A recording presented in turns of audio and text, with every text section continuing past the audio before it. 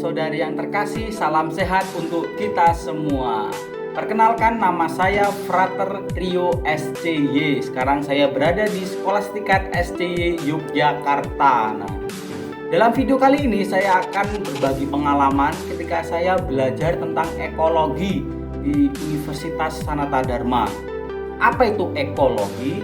Ekologi merupakan sebuah ilmu yang mempelajari tentang interaksi makhluk hidup dengan lingkungannya. Nah, contohnya saja, bagaimana kita memanfaatkan lahan yang kita punya. Nah, contohnya dalam sektor pertanian, kita menggunakan lahan untuk menanam padi, untuk menanam buah-buahan, sayur-sayuran, dan yang hobi bunga pasti juga ada di rumahnya itu menanam bunga di lahan kita agar memperindah lingkungan hidup kita. Nah, untuk itu pasti Bapak Ibu dan saudara-saudara yang terkasih tahu tentang pupuknya. Jadi pupuk itu kita gunakan untuk tanaman-tanaman kita. Nah, ada dua jenis pupuk, yaitu pupuk organik dan pupuk anorganik atau pupuk kimia.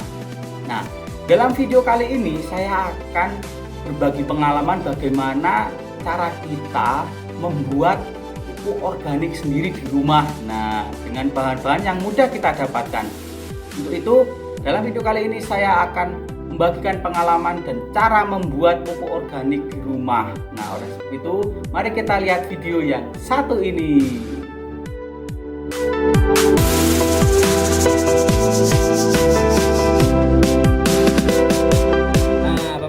Saudara dan saudara terkasih, kembali lagi dengan saya. Nah, sudah saya jelaskan tadi bahwa saya akan mengajarkan Bapak Ibu bagaimana cara kita membuat pupuk organik. Nah, yang saya buat ini nanti yaitu pupuk organik bentuknya cair gitu ya. Jadi cara-caranya sangat mudah. Bagaimana kita itu dalam limbah rumah tangga itu kan kita pasti pernah mengkonsumsi buah-buahan ya.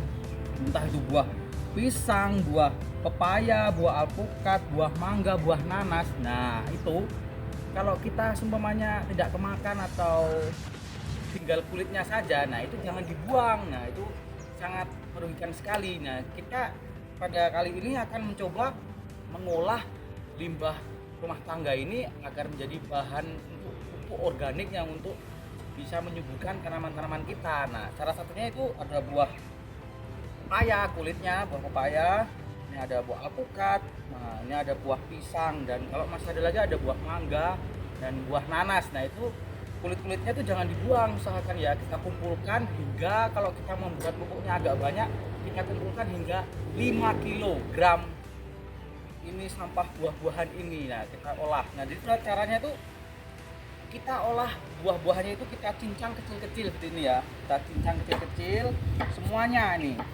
Nah, sampai semuanya menjadi kecil-kecil dan kulit-kulitnya ini bisa dapat kita olah menjadi pupuk organik. Nah, seperti inilah cara kita pertama-tama itu mencincang semuanya menjadi kecil-kecil.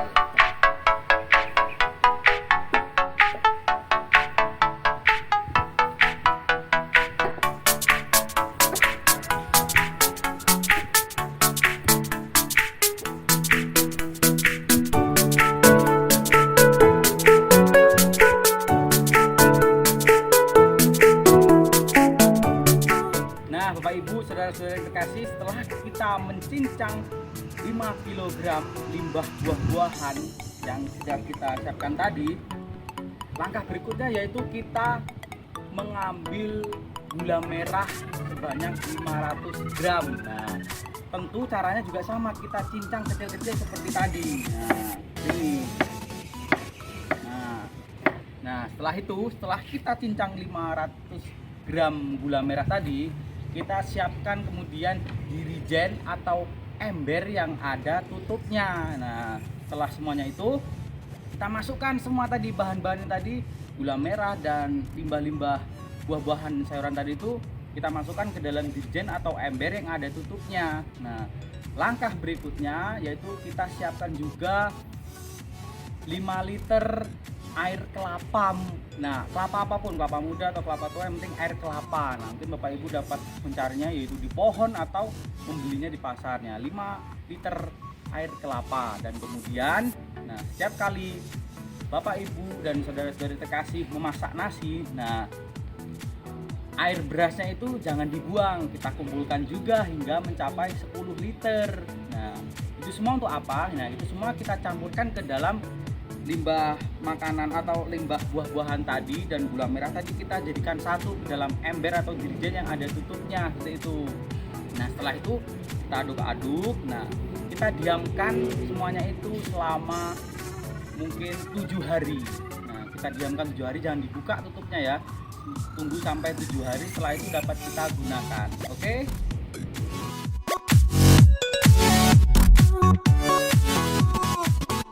Bapak Ibu dan saudara-saudara yang terkasih, setelah kita melakukan beberapa proses pembuatan pupuk organik, nah akan jadinya seperti ini pupuk cairnya. Nah, dalam bentuk dirijen ini adalah pupuk organisme lokal atau MOL. Nah, jadi mari kita gunakan bagaimana cara kita untuk menggunakannya di tanaman-tanaman yang kita punya. Mari kita lanjut.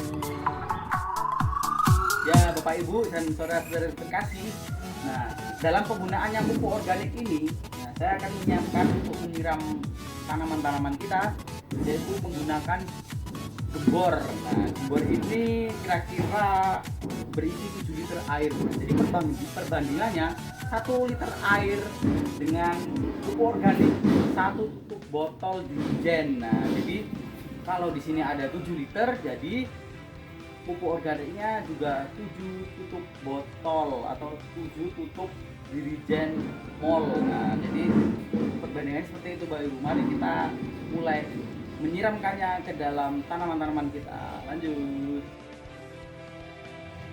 Ya, jadi Bapak Ibu dan saudara-saudara yang terkasih, setelah kita membuat pupuk organik, ya, bagaimana sekarang cara kita untuk memberikannya kepada tanaman-tanaman kita agar nampak subur dan hasilnya juga memuaskan. Nah, jadi kita wajib menyiram ini setidaknya itu seminggu sekali menggunakan pupuk organik yang kita buat tadi. Nah, jadi seminggu sekali ya, ingat seminggu sekali. Kalau itu musim hujan, ya mungkin karena hujan terus, jadi ya kalau kita beri pupuk ya 2 minggu sekali kalau musim hujan. Kalau hari-hari biasa 1 minggu sekali. Jadi proses tanamannya kita siram seperti biasa. Ini ada kangkung.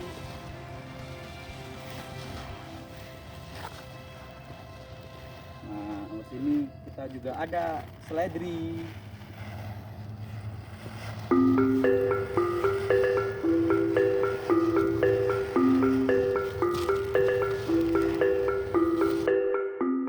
Nah, Bapak Ibu, kalau ada yang juga menanam di pot, nah kita juga bisa menyiramkan pupuk organik tadi di tanaman sayur kita seperti ini. Nah, kita lihat hasilnya bahwa dengan menggunakan pupuk organik dijamin hasilnya akan subur dan memuaskan. Tentu hasilnya pun juga menyehatkan jiwa dan raga kita kalau kita menggunakan pupuk organik.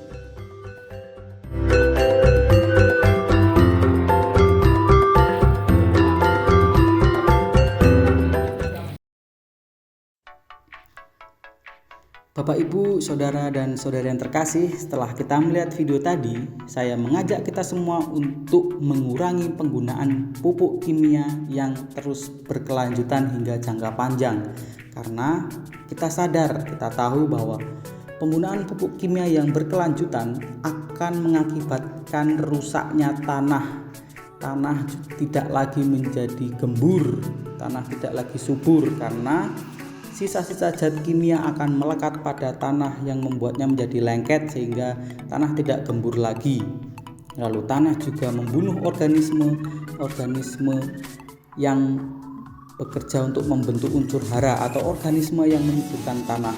Lalu juga cacing dan hewan-hewan serangga tanah lain juga akan tidak bertahan hidup karena unsur haranya rusak.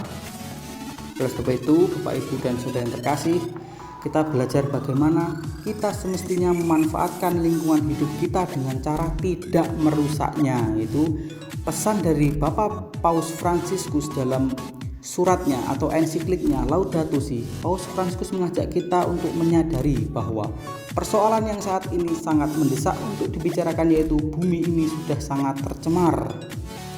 Paus berkata, saudari ini sekarang menjerit karena segala kerusakan yang telah kita timpakan padanya. karena penggunaan dan penyalahgunaan kita yang tidak bertanggung jawab atas kekayaan yang telah diletakkan Allah di dalamnya. Paus Fransiskus mengutip kata-kata Fransiskus bahwa bumi kita ini adalah ibu pertiwi yang memelihara dan mengasuh kita, memberi aneka ragam buah-buahan beserta bunga-bungaan dan rumput-rumputan. Nah, oleh sebab itu, mari kita merawat bumi dan mencintai bumi kita ini sebagai tempat tinggal kita. Kita sebagai umat Kristiani maupun non-Kristiani dan seluruh warga masyarakat mempunyai panggilan yang satu dan sama untuk mengusahakan dan merawat bumi sebagai satu-satunya rumah kita bersama, agar tingkah laku kita dapat sesuai dengan kehendak Allah di surga.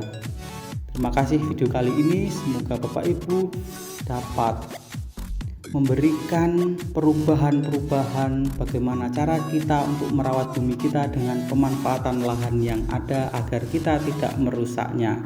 Sekian dari saya, terima kasih.